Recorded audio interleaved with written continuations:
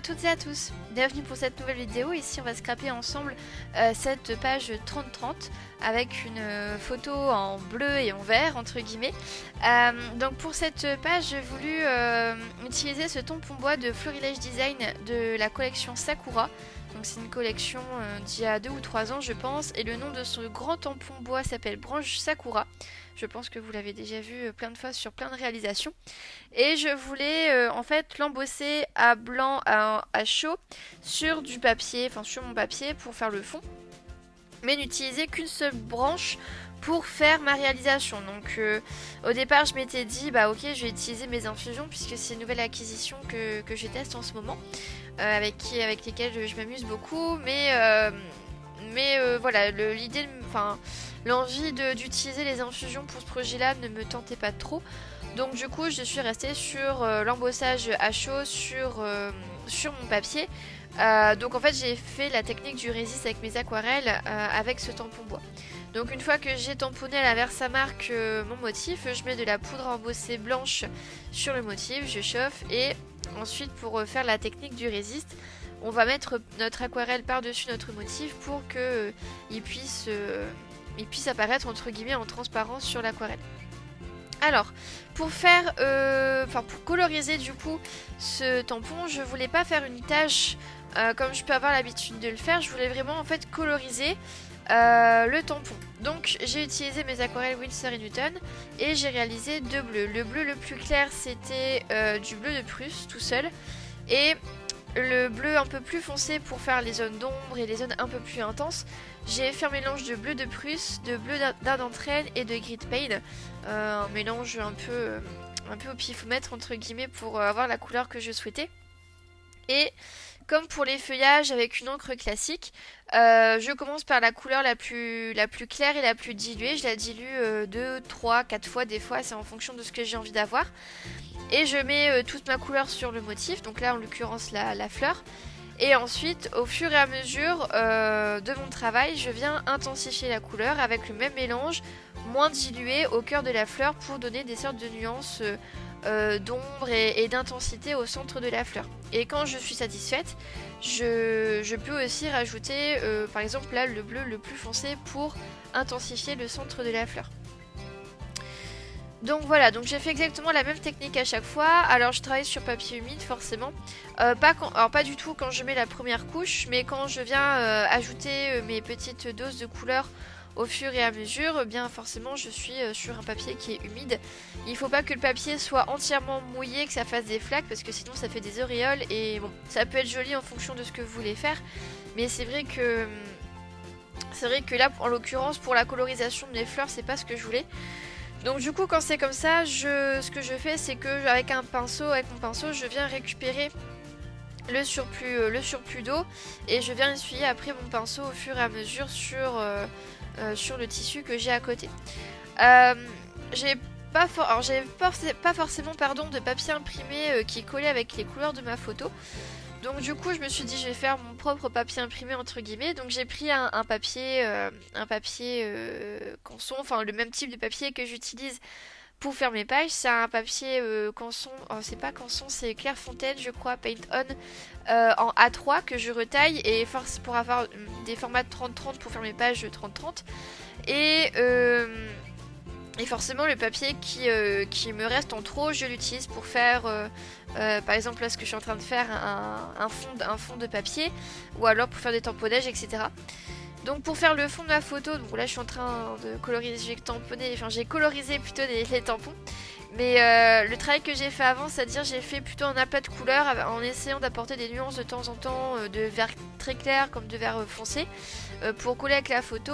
J'ai tout chauffé au heat gun et voilà. Ensuite, au niveau des tampons que j'ai utilisés pour embellir ma photo, j'ai utilisé 2 planches de l'encre et l'image. Donc j'ai choisi avec le petit oiseau la planche de tampon qui s'appelle Fenêtre sur jardin.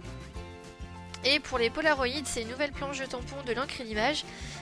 Et la planche s'appelle Ma photo préférée. Donc voilà, alors j'ai tamponné 2 oiseaux. parce que je voulais tester deux couleurs. Je voulais tester un oiseau qui était en fait bleu et un autre qui avait une couleur un peu de vert, vert bleu en fait, un peu vert olive mais un peu passé. Et donc du coup je me suis dit bah, je vais tester les deux colorisations pour voir lesquelles me plaisent le plus. Et j'ai voulu faire une couleur différente sur mon oiseau entre son ventre et le reste de son plumage. Donc pour le ventre de l'oiseau j'ai pris la couleur la plus claire, aussi bien pour le bleu que pour le vert. Alors pour le bleu j'ai pris les mêmes mélanges que pour mes fameuses fleurs de sakura. Et par contre pour le vert j'ai fait un mélange pour le vert clair du terre verte. Et pour le vert le plus foncé j'ai fait un mélange de terre verte et d'oxyde de chrome. Avec une pointe de gris de paint aussi pour qu'il ait un peu cet effet un peu vert de gris en fait, que je trouve très joli. Et voilà, et en fait donc du coup après avoir détouré mes oiseaux, j'ai comparé le rendu en fait avec les deux coloris sur ma photo et mon dévolu s'est jeté sur cet oiseau vert entre guillemets. Concernant les polaroïdes, j'ai utilisé les mêmes mélanges de couleurs que pour les oiseaux et que pour mon aplat de couleurs que j'ai fait sur sur ma feuille multitechnique et sur mes fleurs de sakura.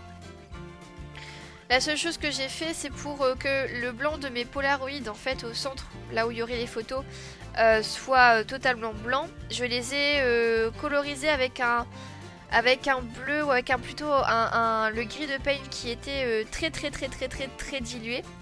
Et donc du coup ça me donne cet effet un peu gris bleu, mais tout compte fait en fait plus tard vous verrez que je les ai vidés, donc voilà.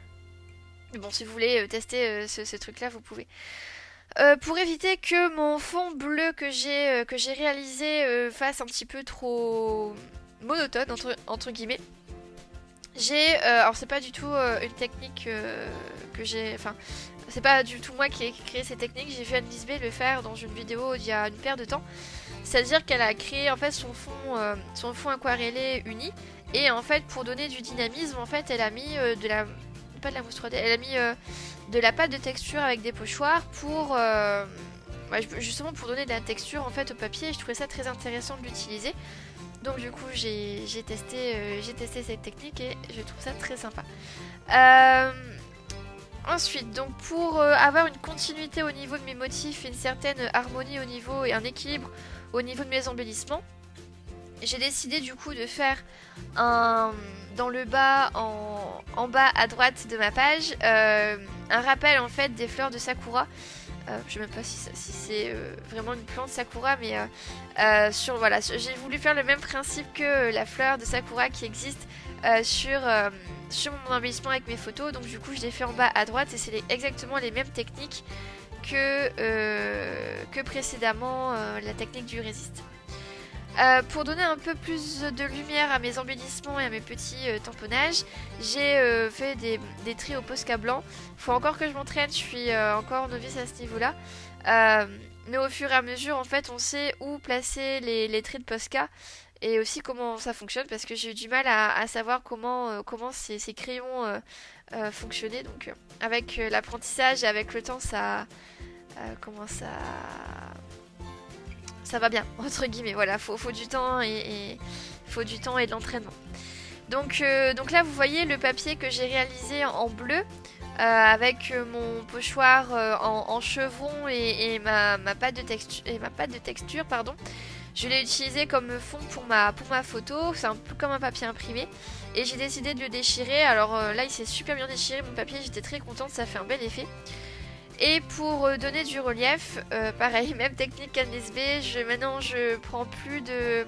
Enfin pour le moment je prends plus de mousse 3D pour faire pour surélever mes réalisations. Parce que j'ai des chutes de cartonnettes en veux-tu en voilà dans mon bureau, donc du coup plutôt que de les jeter je préfère les utiliser. Voilà, qu'est-ce que j'ai fait? Je crois que j'ai dû évider, je sais plus. Bon après le reste de la page n'est pas très technique. Enfin le reste de la vidéo plutôt n'est pas très technique entre guillemets, puisque c'est en fonction de l'aspiration et de ce que je trouvais joli à associer, etc. Pour la mise en page et la mise en page de mes embellissements, etc. et de ma photo. Donc après là c'est quelque chose on va dire de personnel. Il y a des choix que j'ai fait moi mais que pour vous ça paraît pas logique ou des choses comme ça. Enfin bref, c'est en fonction de mon inspiration et de ce que j'avais envie de faire. Et oui, donc je trouvais ça sympa en fait. Donc au niveau de ma photo, j'avais trouvé un embellissement assez rapide, une association d'embellissement assez rapide. Et par contre en bas à droite de ma page, j'avais un peu du mal du coup à trouver de quoi mettre en fait sur ce point-là. Donc je savais que j'allais mettre des polaroïdes pardon, sur ce coin-là, mais il me manquait quelque chose. Et dans la planche de tampon, c'est quoi? Fenêtre sur jardin de l'encre et l'image, il y a un nid avec trois petits œufs très mignons. Et du coup, je me suis dit que ça pouvait faire un rappel avec le petit oiseau qui est présent sur ma photo. Donc du coup, je me suis dit, ok, je vais utiliser ce petit nid. Au niveau de la couleur donc, du marron du nid, j'ai utilisé un mélange de terre de sienne et de terre d'ombre brûlée. J'ai fait un mélange très dilué entre guillemets, et pour faire un peu le gris des coquilles, j'ai fait un mélange de gris de pain et de sépia, je pense, ou que de gris de pain et très dilué pareil. J'ai réalisé la colorisation des œufs. Donc une fois que tout ça s'était fait, voilà, ça se concrétisait dans ma petite tête, ma mise en page. Et par contre derrière mon papier imprimé, enfin le papier imprimé que j'ai réalisé avec ma pâte de texture, pardon, il me manquait quelque chose et je me suis dit pourquoi pas utiliser du papier de soie. Donc le papier de soie, on peut le récupérer dans des colis, par exemple à la Fée du Scrap, Lydie et Betty, elles emballent les colis dans du papier de soie pour les protéger. Et du coup ce papier de soie je le récupère pour l'utiliser dans mes réalisations. Et pour qu'il ait un petit peu plus de contraste en fait sur ce papier, qui soit un peu plus visible, j'ai utilisé le tampon texte écriture, donc les tampons on va dire aussi de fond écriture de la Fée du Scrap avec de la Versafine grise. Ça tamponne très bien sur papier de soie et ça donne un effet assez sympa, du coup pas un effet texture mais un effet assez sympa. Donc voilà, je blablate et je ne sais plus ce que j'ai fait. Et ensuite concernant le titre, je savais qu'en bas à droite, dans le coin en bas à droite de ma page, j'allais mettre un petit titre en fait en noir. Donc j'ai utilisé la planche de tampon Précieux Souvenir de 4 en scrap. Donc je trouvais ça sympa, donc c'était Pose Douceur sur le coin en bas à droite. Et par contre après pour trouver un titre vraiment pour ma photo, j'ai galéré, j'ai testé plusieurs tamponnages, plusieurs choses et ça ne m'allait pas. Je pense que la place de l'oiseau était peut-être un petit peu mal...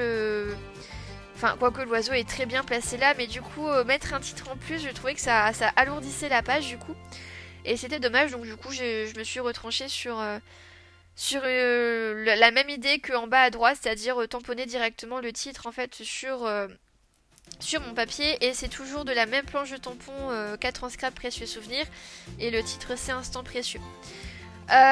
J'ai également mis des dies de la Fée avec du papier craft sur ma photo et au niveau avec les crochets. Donc ça doit être le set de dies note ou pince. Je sais plus. Alors c'est deux sets bien dissociés, mais je sais plus les noms, je suis désolée. Et j'ai mis des gouttelettes d'encre de Chine également pour apporter du contraste. Et aussi pour apporter un peu plus de brillance, j'ai ajouté un petit peu d'aquarelle, pas dorée mais nacrée, de la palette d'aquarelle Gansai Tambi que vous trouvez chez la Fée du Scrap également, avec toutes des couleurs d'or différents. Et il y a un godet aussi de nacre que j'utilise très souvent pour rajouter des paillettes sur mes pages. Donc voilà. Et j'ai aussi entre temps j'ai aussi encadré ma page avec mon crayon XS Faber-Castell pour recentrer on va dire notre œil sur la photo. Donc voilà, j'espère que cette petite page vous a plu et que ça vous a donné une petite étincelle d'inspiration.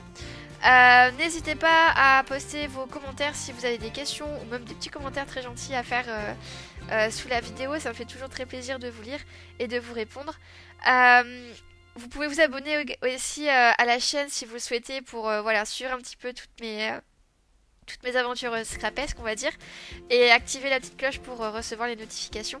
Également, j'oublie de dire oui ou non, enfin bref, si vous voulez me suivre également sur Instagram, il n'y a aucun souci, mon pseudo s'affiche en fait tout au long de la vidéo, en bas de la vidéo.